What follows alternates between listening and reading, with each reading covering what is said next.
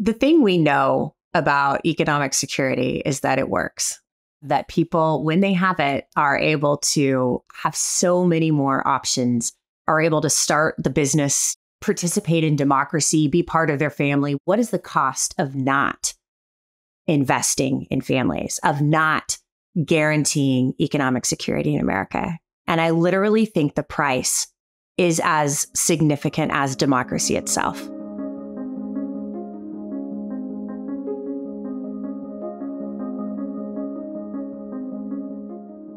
What could go right? I'm Zachary Carabell, the founder of the Progress Network, joined as always by Emma Varvaloucas, the executive director of the Progress Network. And What Could Go Right is our weekly podcast where we look at, oddly enough, what could go right, given that so many people are so much of the time asking the question of what could go wrong. Let us pause for a minute and take a deep breath and ask what it is that's going on in the world that could go well. And one of the great challenges of our day is what we do about our various safety nets in terms of healthcare and welfare and housing and education. So we're going to talk today to someone who has written a compelling brief for why there should be a set of basic guarantees for every American. What is it that we should be saying that everybody who lives in this affluent society should have? So who are we going to talk to today, Emma?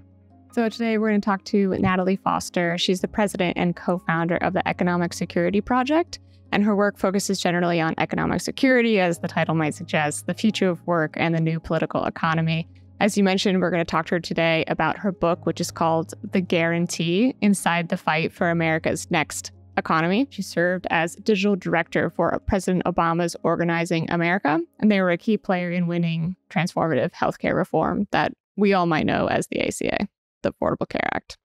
Ready to talk to Natalie? Absolutely. Natalie Foster, thank you so much for joining us today. You have a new book out called The Guarantee, and it's actually many guarantees. It's not just the guarantee. It's like the guarantee of guarantees. But tell us what the things are and then expand on why'd you write it and why now? Yeah, well, it's really lovely to be here. So thanks for having me. I mean, the idea of reflecting on what could go right is exactly what this book is trying to do. So it's really an honor to be here. You know, this book is about envisioning the economy that we deserve in America, envisioning the economy that we deserve in the richest nation on earth, in the richest moment in history. And it's naming a framework or a North Star that I'm calling the Guarantee Framework, and argues that every American's basic needs should be met. And the stakes couldn't be higher for that, given the era of disruptions we're in, artificial intelligence, climate chaos. It's more important than ever that we raise the floor for people in this country and that we can do it. And there's proof of concept for how to do it.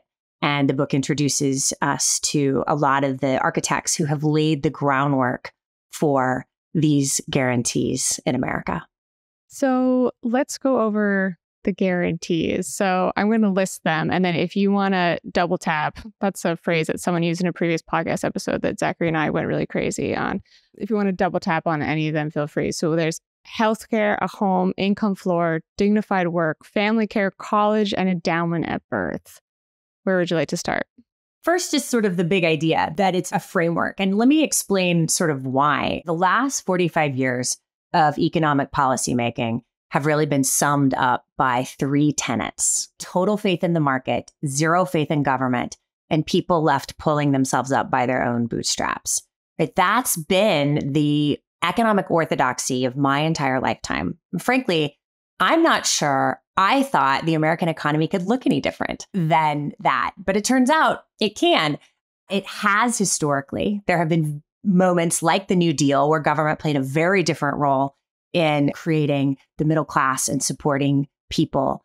And it can again. And I believe we're at a moment of transition where the last 45 years of economic policymaking have left us brittle, have left us in debt, and have perhaps brought our democracy to the brink. And we're at a crossroads. And I think the last few years have shown us a different economic policy making is possible. And so what I do with these 7 guarantees is show the proof of concept.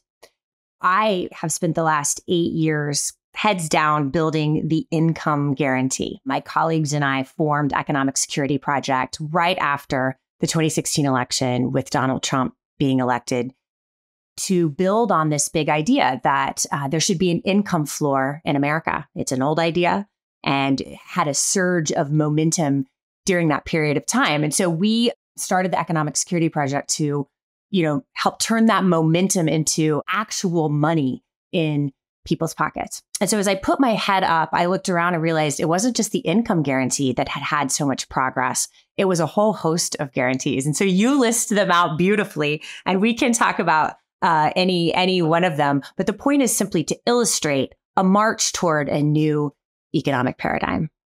We had on this podcast Alyssa Quart, who wrote this book, Bootstrapped. I was just thinking about it because you referenced the bootstrap part and also the bizarreness of that particular metaphor, and that no one can actually physically pick themselves up by their bootstraps. It's sort of physically impossible, which was known at the time, but then it became kind of a stand-in for hard work, resilience, follow all those things, and then rewards will come your way, which I guess was sort of the embedded promise of whatever we now call the American dream. Frankly, this idea of an American dream is kind of in many ways, a much newer concept. It doesn't mean people weren't living it in the 19th century. It just means that it's kind of by the time that idea solidified in American culture in the 20th century, it was already a bit of a romantic fantasy. But be that as it may, let's talk a little about the income part, or more interestingly, you write a lot in the book about the promise of the New Deal, and you write kind of eloquently about how that was a framework which we largely live with today, meaning all the institutions of the New Deal continued to be Washington departments or institutions, and many of the institutions of the Great Society as well, meaning that's our framework, just like the national security state is a post-1945 framework. I want to plunge into something in this, and I guess this is my own set of questions and biases, of guaranteeing basic human rights seems to be absolutely essential for a wealthy society.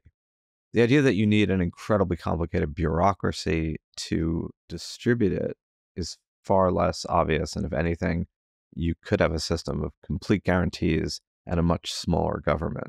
What do you make of that particular equation? Again, I kind of feel like we're diving in a little, but this is my big question in all these things. Like, couldn't you have all these guarantees and less government rather than all these guarantees and more government?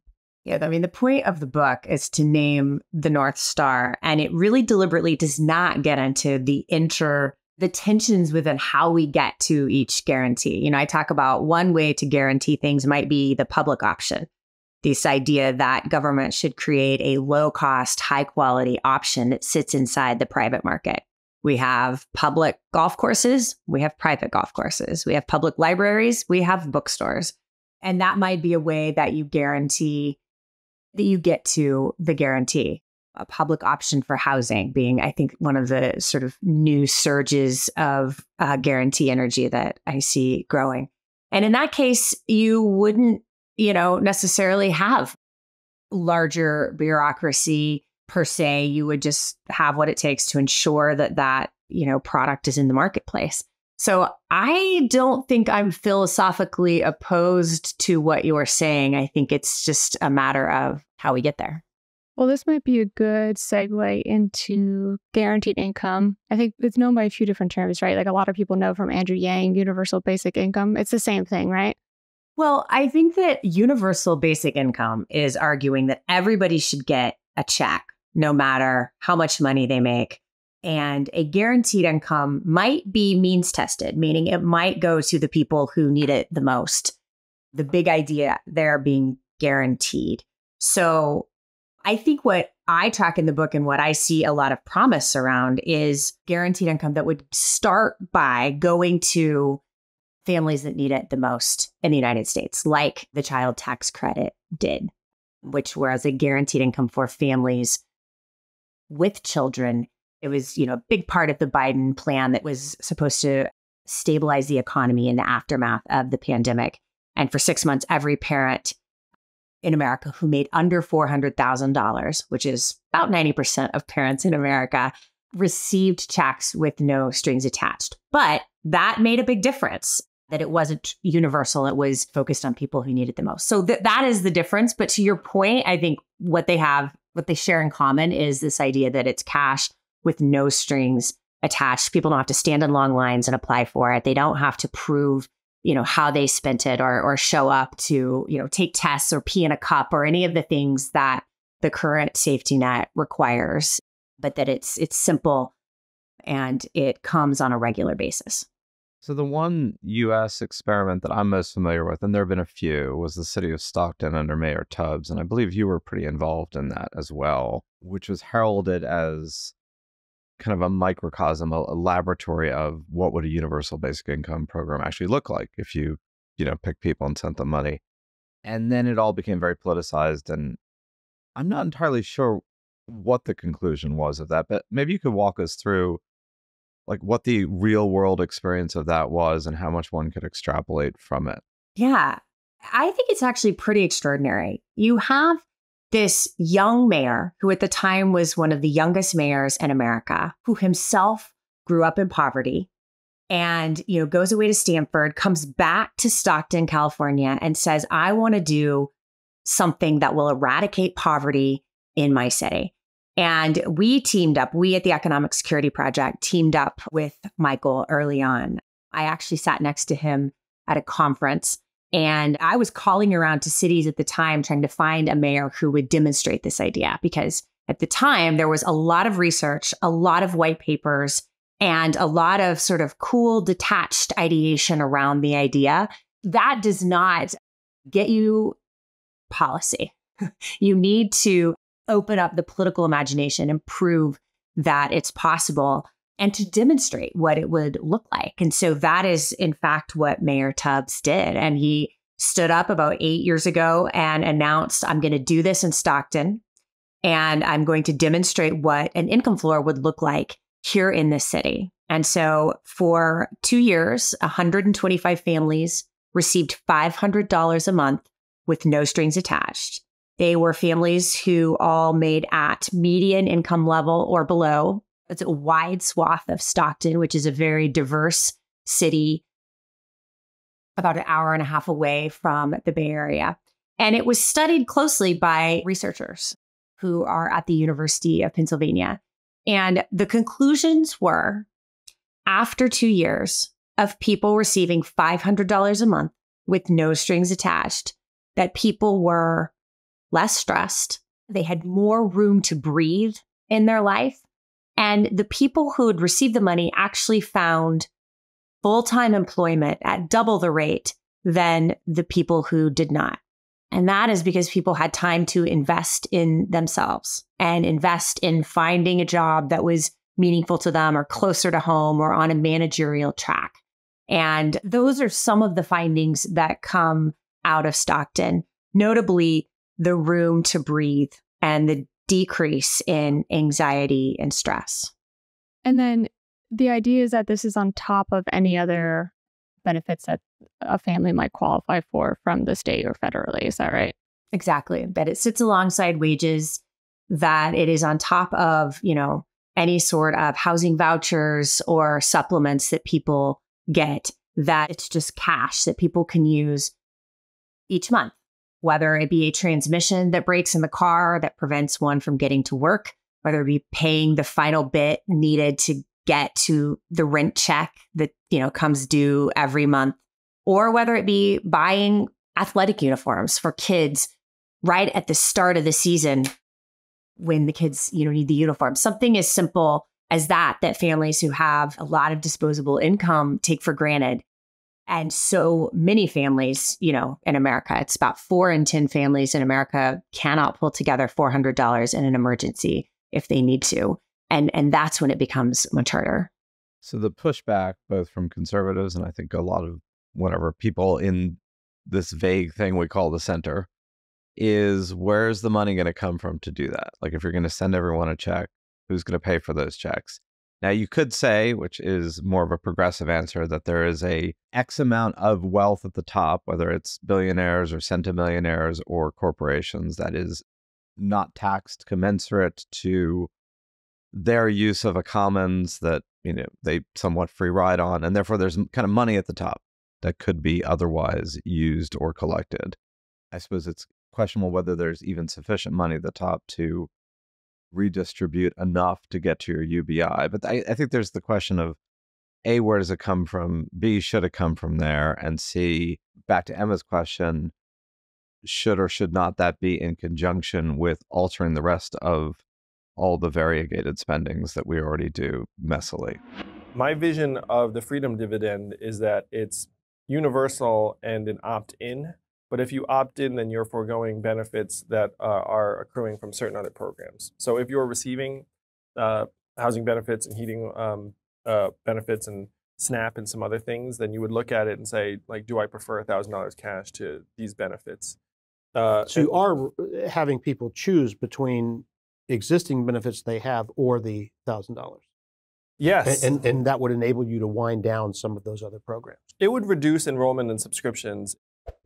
America always finds a way to pay for what America deems important. And the question is not how do we pay for it, but how do we get the political will needed to really modernize the social contract for the new age in which we live.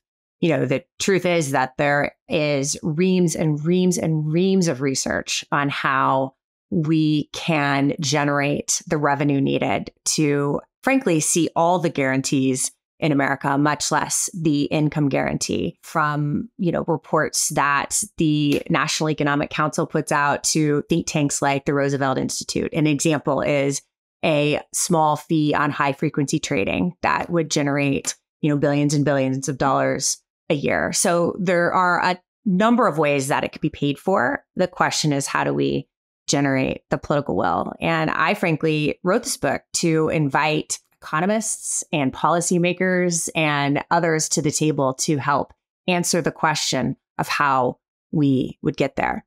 That said, I'll also say that with the income guarantee specifically, we now have this experience of really a natural experiment in America with the child tax credit, the expanded child tax credit, meaning that nearly every parent in America received a check. And we, in America, fared better than so many other countries who dealt with the same set of economic forces during the pandemic, during the supply chain crisis, during the start of the Ukraine war, and whose economies have bounced back in less of a robust way. And I think it's largely because we did things like the child tax credit, where we invested in families. We sent people stimulus checks. We canceled student debt. And we made sure that it was really a middle out economic recovery, which changed the trajectory of this country. Well, I guess that's an interesting follow-up to the political will question, right? Because if what you say is true, like we did come out of a period, and you talk about this in the book, during COVID, where a lot of the normal rules of operation got juggled around, and the federal government did vastly different things than it had done, the decade prior. And yet, coming out of that, the architects of this juggling that apparently has led us into good economic fortune does not seem to be rewarded politically. Like, people don't seem to be excited about it the way that there was energy around it for Occupy Wall Street, for instance. So how do you explain that? Like, what does that look like to you? Why do we have the vibe session? Yeah. Yeah, I think it's a really good question. I think that people see the economy as a proxy for politics. And what they're really saying is, I'm very disappointed in politics today in America. And, I think that a lot of what we're talking about holds well on both sides of the aisle. So if you just take the child tax credit, for example, you see a significant support among Democrats, and you see a pretty good support among Republicans, particularly Republican parents who received the checks. And when you point to, this is an elected official who brought you these child tax credit checks, support for that elected official goes up significantly. So we know that the support is there. I think it's getting through the malaise of the moment. And that is the work to do over the next several months as we march down toward a November election. You know, one of the waves of malaise that I think we don't look at enough, and what I'm going to say now is clearly debatable, but interested as to how you would debate it. You write in the book at one point that America's social spending, health, housing, some basic education, public education, is a meager social spending. And it struck me for many years that in many ways, the United States, compared to Western Europe, compared to Canada, compared to Singapore, Taiwan, manages to kind of have the worst of all possible worlds in the way we approach social spending, in that we spend an immense amount of money on healthcare, housing, and all these other things, emergency room medicine. We demonize safety nets, we mean being a portion of us. We have an ineffective but extremely bloated bureaucracy that distributes it. And so we end up both having an incredibly expensive safety net that doesn't make people feel safe, that doesn't function effectively as a net. And in that sense, we're neither like some countries that just say, you're poor, sorry, whatever, this is how you were born into a system of you're just poor. And that part of the continual roilingness, which you see each time the federal government attempts to address healthcare, both in the 90s and then again with the Affordable Care Act, and then even with the Republican attempts to, demonize Obamacare and repeal it, meaning for all the demonization, it's not like they actually could repeal it or replace it. That explains some of this both massive opposition to whatever we call a safety net on the right, and also massive discontent with the safety net on whatever we call the left. Yes. No small argument you're making there. I have finished reading Jen Pahlka's book, Recoding America, where she talks about really how we start to get at a government that works by expanding state capacity and taking seriously, user-generated government services. And I feel like it's a real clarion call for people that want to see government work. But zooming out, I'd say that, we as a nation have lost the sense that so many of these things are public goods, but instead we view them as individual investments to make. So take college. We've shifted from the idea that it is good for society to have an educated populace and to have people who dig into the big questions of the time, and instead treat it as an individual investment where you take out tens of thousands of dollars of debt a year to have. And it doesn't have to be that way. Same thing is true for housing. The same thing is true for healthcare. The costs of those things have skyrocketed, and people have shouldered that on their own backs. There's not even a sense that it should be, a safety net, to use the way you're framing it, or that it should be a public good that we invest in society. And that's what I think is starting to change. One of the things we saw during the pandemic was not just, here is more Section 8 housing vouchers to go try and find a landlord who will take them and a apartment that will work for your family, which is like more of the same. We said, you know what? We're going to buy hotels that sit empty in America, and we are going to move the unhoused in, and we are going to give people their own room and a key to their room. And we're going to do all of that over the course of weeks. We're going to do all of that over the course of months.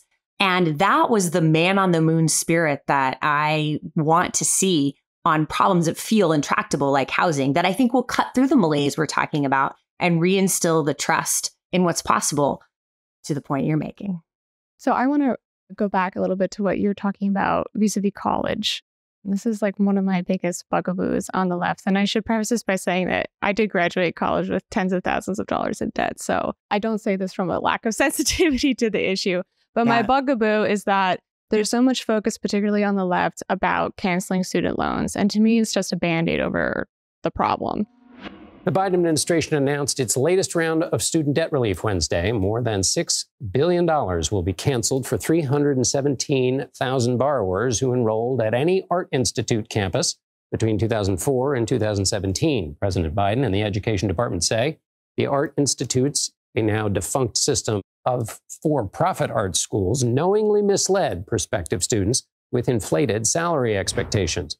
This brings the total amount of student loans forgiven by the Biden administration to almost $160 billion.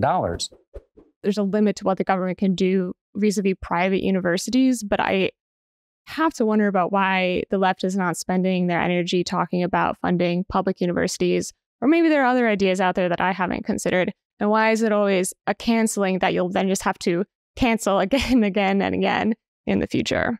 Yeah, I just couldn't agree more. And so the guarantee I look at in the book is the guarantee of debt-free college, that we have to make an investment in this as a public good. And I show how much progress we've actually made. So in the book, I trace the story of Astra Taylor, who makes a bunch of films and documentaries and then teams up around the time of Occupy with David Graeber.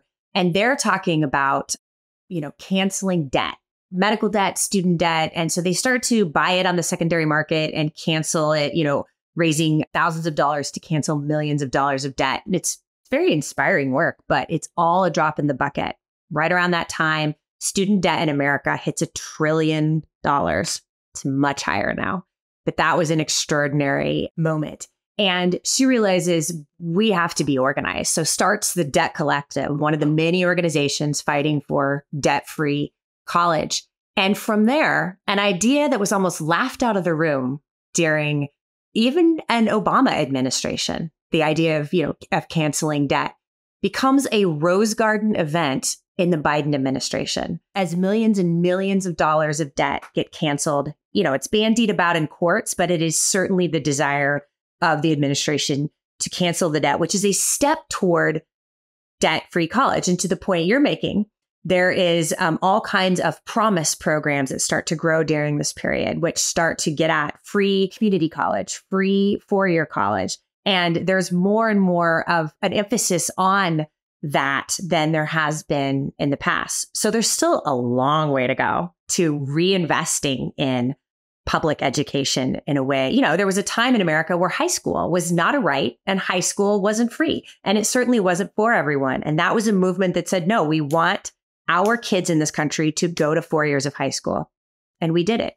And there's no question in my mind that we can do it again with college if we continue on, this path we're on. Yeah, I mean, we could probably have a whole hour-long conversation about all the vagaries of student debt. There's also, in some sense, there's multiple different issues of student debt. The most egregious one really is not under 25-year-olds going to four-year colleges. It's people going to for-profit schools who have full-time jobs and have been kind of lured into a questionable degree at very high prices with very high interest rates that are then backed up by the government, which also disproportionately affects people of class and minorities, meaning that people who go back for the two-year for-profit associate's degree proportionally tend to be either African-American or Hispanic or from a lower income, where that debt becomes absolutely unsustainable, as opposed to, and sort of using Emma as our other guinea pig here, somewhat more affluent four-year elite colleges where, there's a huge difference about like going to Harvard and having $15,000 or $20,000 of student debt and being 30 years old, working full time and going to the University of Phoenix or whatever the current version thereof is. And I feel like to some degree, because it's easy in politics to talk about this as one problem, mostly because we're not used to our politicians talking about anything in terms of sophistication or complexity, that all these things get lumped in a way that isn't particularly healthy to solving the problem. I think you're absolutely right. Tressie McMillan Cottom writes a lot about the dangers of private colleges in her book, which I pulled from a lot for this book. And in some ways, the private colleges, which to your point, I think have had, about 80% of their funding coming from taxpayers for-profit colleges. Thank you. For-profit colleges, yes.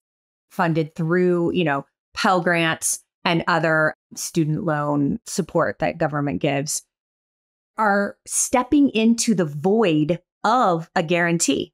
If we had a guarantee of college in America, like so many developed countries do, then you wouldn't have a need for the for-profit colleges. And our current vice president, Kamala Harris, when she was attorney general of the state of California, sued the Corinthian schools, which is one of the most infamous private for-profit colleges out there where you saw government take action. And they, in response, pulled out of California. And then that is one of the first instances of student debt cancellation was the cancellation of those debtors. They were called the Corinthian 15, who fought for years and years and years in the courts and legislatively to make the point that you're making, that this is a predatory way of educating people in America. And by the way, that's a really important point, which I know you make in the book, but just for people listening, to sort of remind people of these hidden government guarantees that currently exist. There are within our system, as it has evolved and accreted over decades, multiple guarantees that exist that we don't really recognize as such. And the student loan one is indeed a guarantee, right? It is a federal government saying that in the absence of students being able to pay the lender, the government will make those lenders whole. There's no more guarantee than that, right? That's the ultimate. If it's not money spent, Fannie Mae and some of the ways in which we underwrite housing finance, same thing. There's an embedded guarantee. Doesn't necessarily help those who can't qualify for a mortgage, right? Because it's a guarantee of a loan.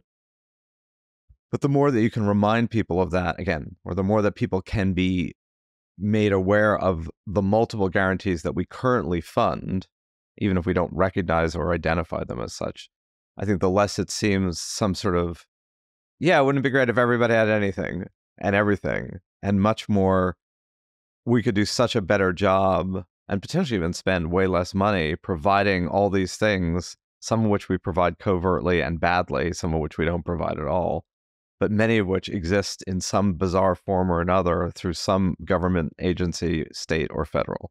Yeah, that guarantees are actually foundational to capitalism, that to function, businesses in this country enjoy a number of guarantees, from bankruptcy protection to courts that work to the monetary system. There's so many guarantees built in to capitalism. So I'm arguing, let's just extend it to the people that make this system run each day. So Natalie, let's talk about one of the other guarantees, which is the endowment at birth. I feel like this is one that is not talked about that often. So can you walk us through that? Yeah. So this is one of the newer ideas, a guaranteed inheritance, or a baby bond, as it's colloquially called. And, this is building on the work of Derek Hamilton, a professor at the New School who's done a lot of thinking about the nature of wealth inequality, the racialized implications of wealth inequality, the fact that, a white family has 8 times the wealth of a Black family in America. And in some places that is, in Atlanta, a white family has 46 times the wealth of a Black family in America. That is one of the great moral stains of this modern economy, is the racial wealth gap.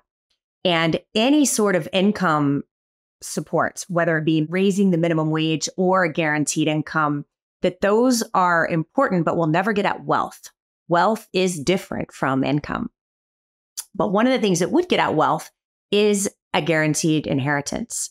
And the idea is that you'd create an endowment at birth, a bond that would accrue money over the years, and you'd target it by income. And so a low income child, when they turn 18, might have $50,000 in their bond, and a higher income child might have $5,000, but that it would be something that every child in America has. That's one way of articulating the policy idea.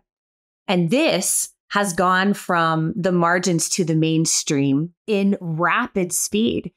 You had Cory Booker running for president on this in the primary of ideas of 2020. And over the course of the last few years, we've seen several states actually pass this idea. So the state of Connecticut has a baby bonds program. Washington, D.C. has passed a baby bonds program. In California, last year, my home state, we had a significant surplus. We were still in the aftermath of COVID policymaking. And Senator Nancy Skinner, a forward-looking legislator in California, created baby bonds in the state of California for children whose parent died of COVID or who are leaving the foster care system. And so I think of this as, the laboratories of democracy, where the idea is being worked out at the city level, at the state level, and ultimately can be scaled to the federal level as part of a guarantee economy down the line. Let me ask you a follow-up question about that. So does that just happen automatically about birth? Because I'm thinking about a friend of mine that grew up with someone, his mother definitely should have had them on benefits, right? But she did not have her act together to get them on benefits. So is this something where a baby is born and there still needs to be something filed to, get the application through? Or is it just like the baby's on the register, this is the account, you turn 18, here you go? That is a great question. And that gets to the policy implementation details. There's no reason why we couldn't automatically, we assign social security numbers.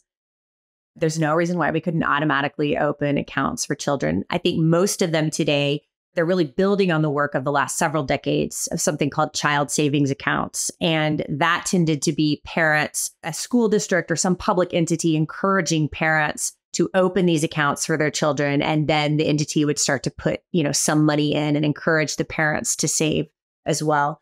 So that's a policy implementation question. And your point, or at least that I'm hearing in the story, is it would be better for kids if it was frictionless and automatic so that they weren't held back by decisions parents made 18 years prior. Yeah, I mean, this gets to this.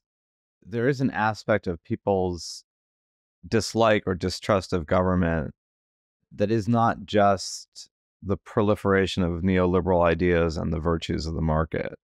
And I think some of the critique of neoliberalism has obscured the degree to which many people's experience of government is humiliating, particularly because of the way in which means testing or the way in which the interaction with the bureaucracy, whether it's healthcare reimbursements, whether it's getting your food stamps or qualifying for whatever level of aid, it's a constant supplicant position where no is a potentially devastating answer, and somebody who you have no actual relationship to, literally the nameless bureaucrat, appears to have the power to manifestly make you feel small and harm your life, which is the opposite of a safety net, right? It's like a humiliation net or something. There is a degree to which people simply don't trust government because their experience of government hasn't been trustworthy. Not just the intellectual ideas from the Chicago School and the kind of debates that educated people have about what the nature of the system is. And I do think that's something we need to grapple with as we propose solutions, is that I don't know how that divide gets bridged. I mean, clearly people expect certain basics. I mean, there was a famous, might have been apocryphal, but I think it wasn't, signs at a Trump rally in 2016, government hands off my Medicare, as a kind of an example of there are things that people of all political persuasions expect of government, full stop, whether they're Democrat, whether they're Trumpian or Bernie Sanders progressives. But I'm not sure you get into that a lot in the book, but you've thought about this a lot in terms of what's the role of government. So what do you say to people who just don't believe government is capable of doing anything other than making things worse or complicated or just incredibly intractable? We're living in the aftermath of the last 45 to 50 years of policymaking that said it's government's job to get out of the way and to leave it to the markets to solve the problems. And people are out, they're on their own to figure out how to make it in this world. And so we've intentionally made it such that government doesn't work in so many instances, and that your experience of government is one that you call humiliating. And that's something that we hear over and over. Not only that, but the story we tell is that if you don't make it, it's your fault.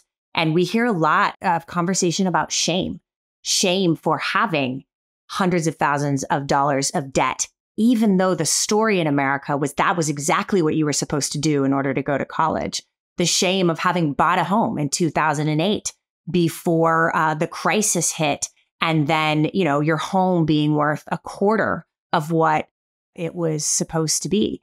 And the shame of getting cancer and then having to go to GoFundMe in order to afford the treatments in the wealthiest nation on earth. And so it's humiliation and shame. And I think it is time for a new story. And I think the book is filled with a few of those stories. Let me tell you about Montgomery County, Maryland. For a long time, government has left housing up to the private market to solve.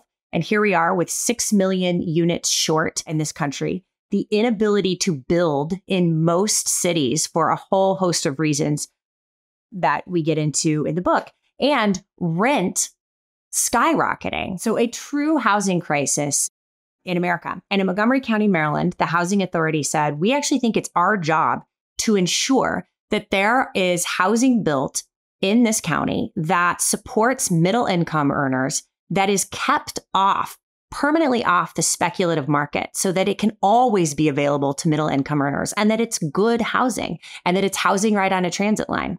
And so they shouldered, the financial risk of building housing and worked with private builders and did just that. And that is government working. They now have thousands of units that Montgomery County Marylanders can live in. And we're seeing housing authorities all over the country take note and start to do something similar. So I think we have to look for stories of where government is working and really support that in order to tell a news story of an economy that can ensure the good life. And this is the importance, right, of talking about things on a state level, but also a regional, local level, right? Because I feel like it gets flattened a lot into blue states, red states, or like progressive mayors or non-progressive mayors or conservative mayors. This is working, that's not working. But you don't actually get into, here's a real life example of something that worked. And like, whether that's red or blue or whatever the strategy was, let's just copy it. I also wanted to ask, this is kind of a piggyback onto Zachary's question, is what do you say to people that, I live in Greece, we're sort of the quintessential warning story of government waste and the government squandering of money. We certainly had a period it reminds me of Oprah, like, you get a check, you get a pension, you get this, you get that. And we certainly paid for it severely. So what do you say to people that are afraid that we're going to tip too far on that side of the spectrum? Let's say you waved a magic wand, all these guarantees came true. There was a lot more money being spent than there's money being spent now. And then it turns out these things didn't work. And we are in debt as a nation heavily.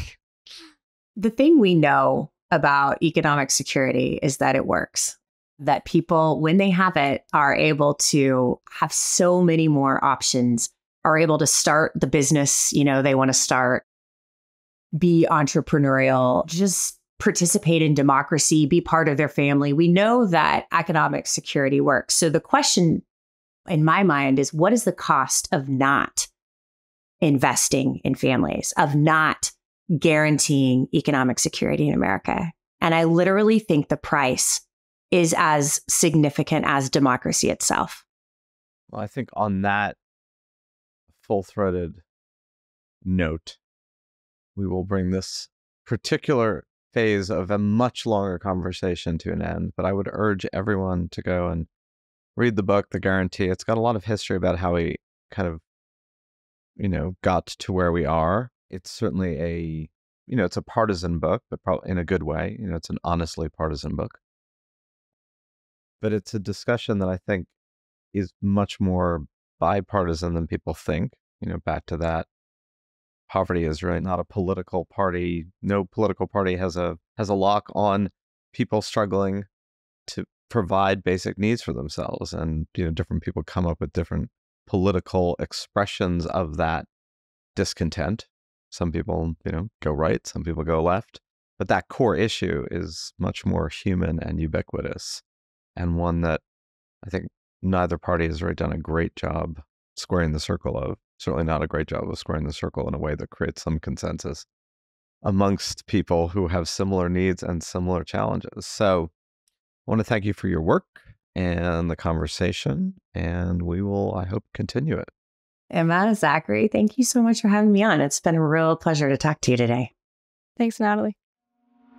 So like so many of our conversations, that one feels to me like just getting started as we're coming to an end of it. But such is the nature of even in a long form medium like podcasting. But there is a lot more to say there. I mean, I certainly did, as I indicated at the end, I found the book partisan in a way that I think will turn off some people and will absolutely energize others. She is very much a progressive and of that and owns that. And I think that's really important in its own way, meaning kind of own where you are, state what you believe.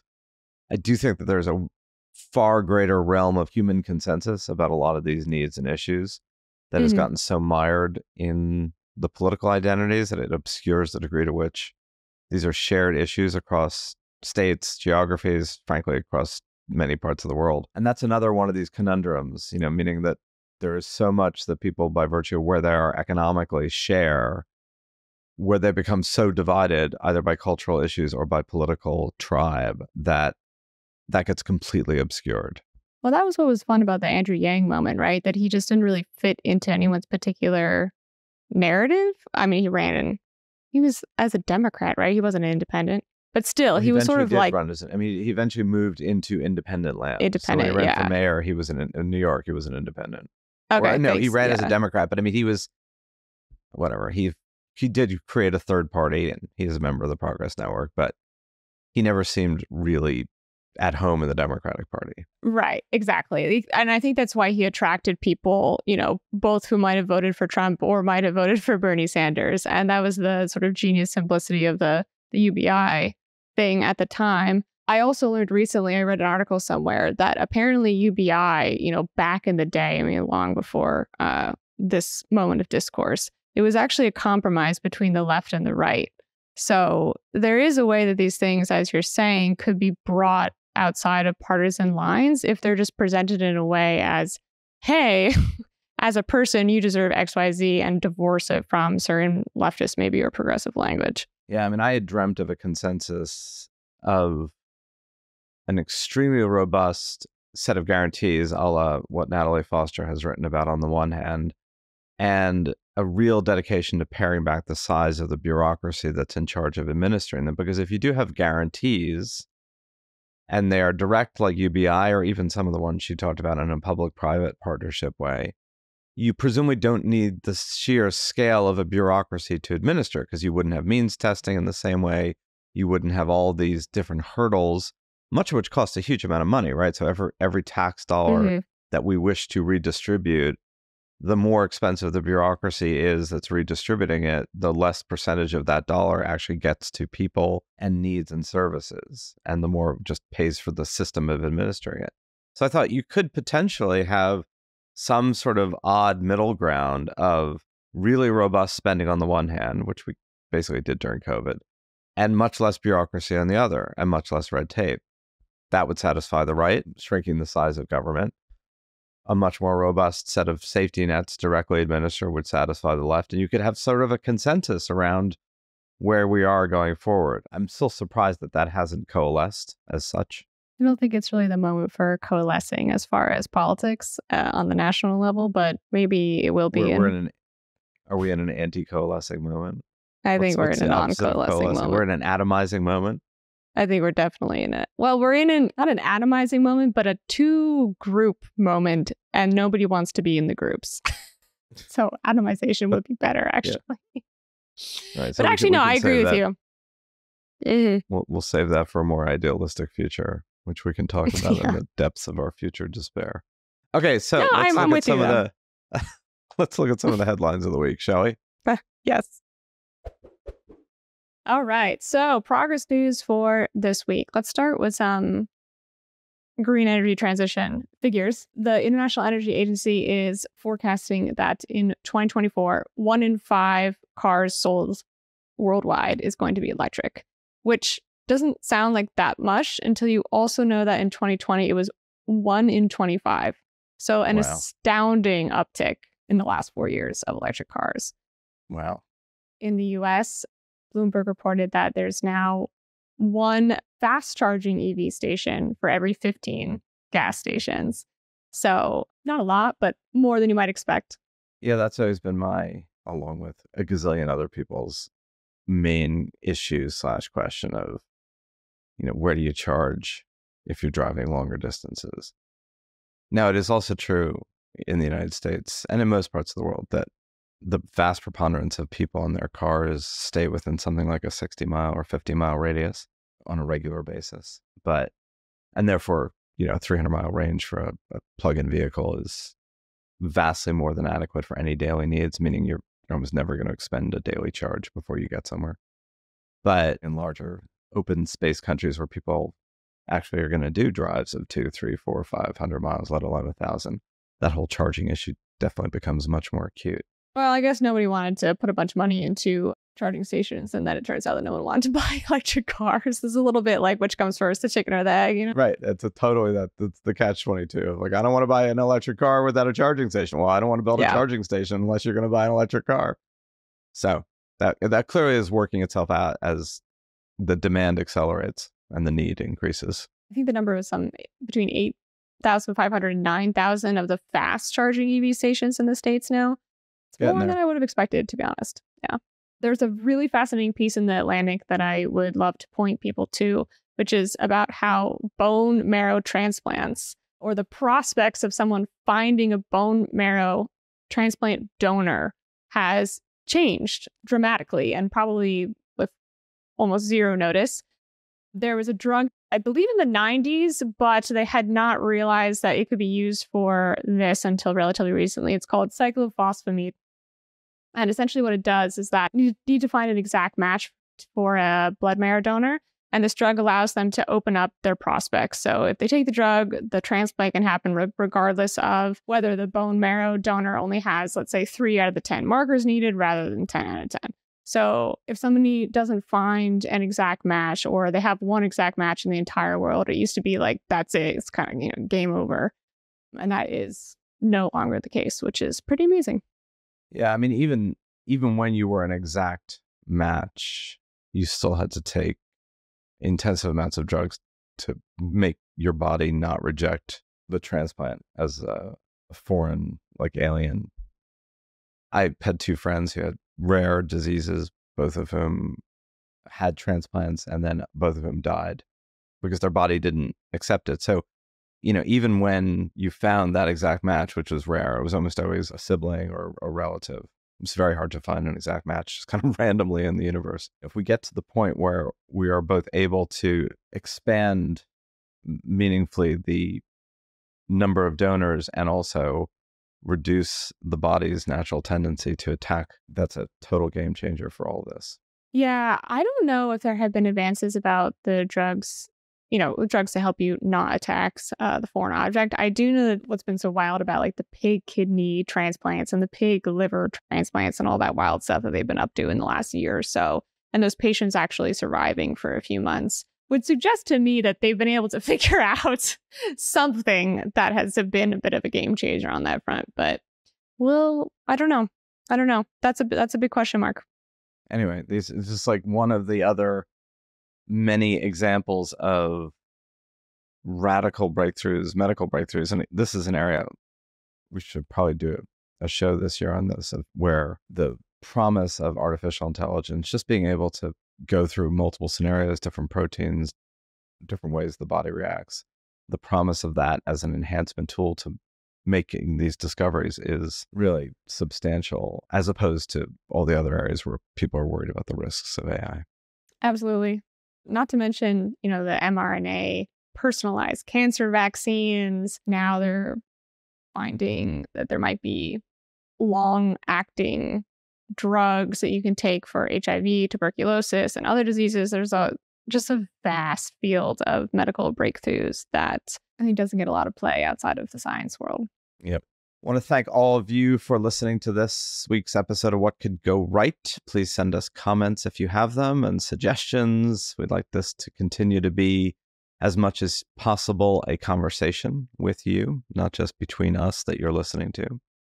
Please sign up for the Progress Network's newsletter, What Could Go Right, conveniently named. Same title as the podcast, and you can sign up for that on your mobile device, on the Progress Network page, or on your computer. And it's free and it's weekly. So we will be back next week. Thank you, Emma. Thank you all for listening. We'll talk to you soon.